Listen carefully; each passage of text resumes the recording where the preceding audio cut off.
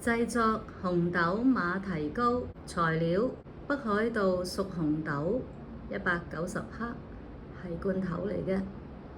半糖馬蹄粉100克，陣間我哋會用300克嘅水攪勻，最後紅糖80克。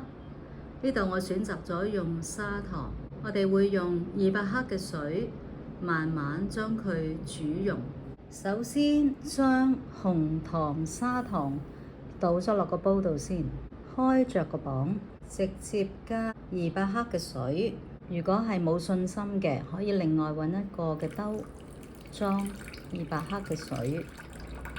好，開着火，慢慢將紅糖煮溶。開始嘅時候冚住蓋，大概用1000度火呢就差唔多啦。將馬蹄粉倒落一隻不鏽鋼碗，歸零。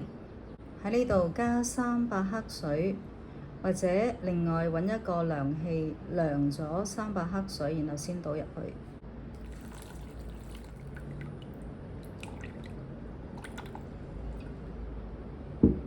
輕輕力攪一攪，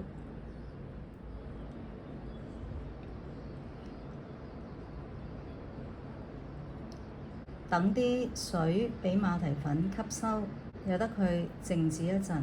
用之前我哋會再攪嘅。當水滾啦，將火力收細，輕輕力咁樣攪下。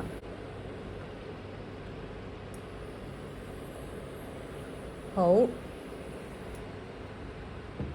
糖已經係溶晒啦，我哋就可以加紅豆罐頭，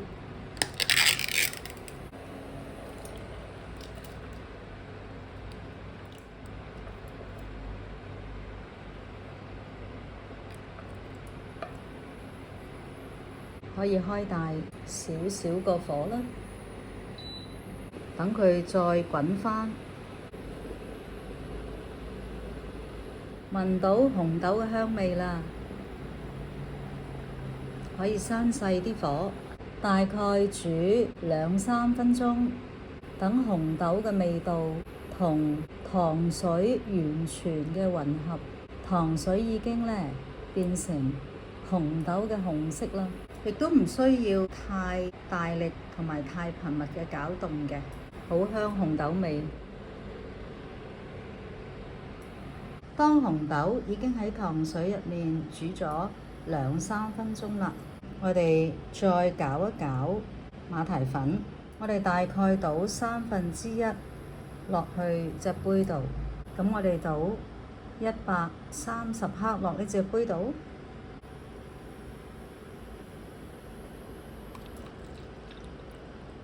大概係130克就可以啦。火都係保持喺細火嘅。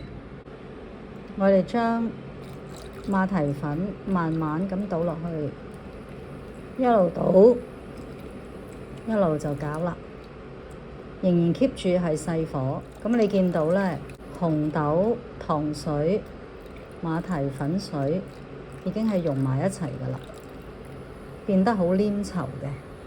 咁 keep 住咁樣攪，已經係變得好黏稠啦，我哋就要熄火啦。而家係變得好黏稠啦，咁我哋攪一攪佢，唔好俾佢黐底，唔好俾佢燶。離咗火啦，記住要係不斷嘅攪拌嘅。剩餘嘅馬蹄粉水倒埋落去啦，一路倒，一路要攪。大概要攪2-3分鐘，直至到呢紅豆糖水、馬蹄粉完全嘅融合埋一齊，大概係咁樣啦。煮好咗嘅紅豆馬蹄糕漿，我哋就會將佢倒入呢5個嘅錫紙兜入面。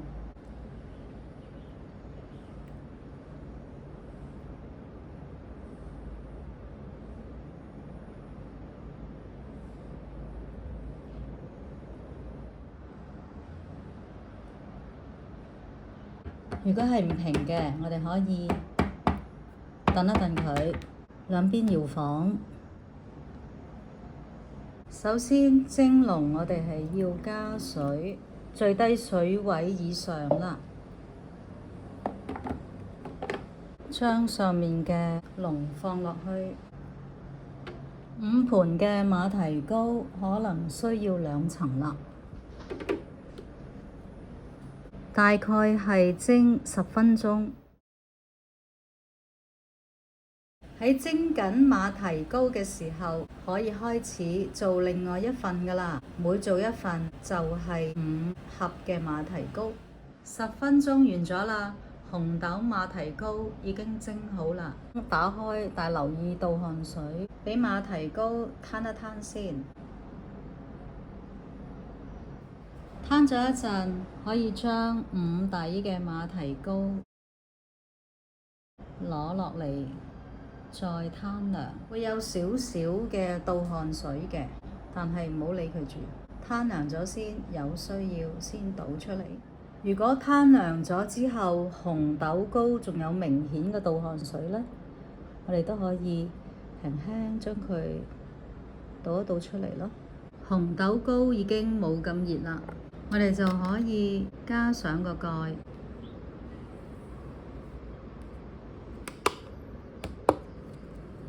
就可以畀參加者啦。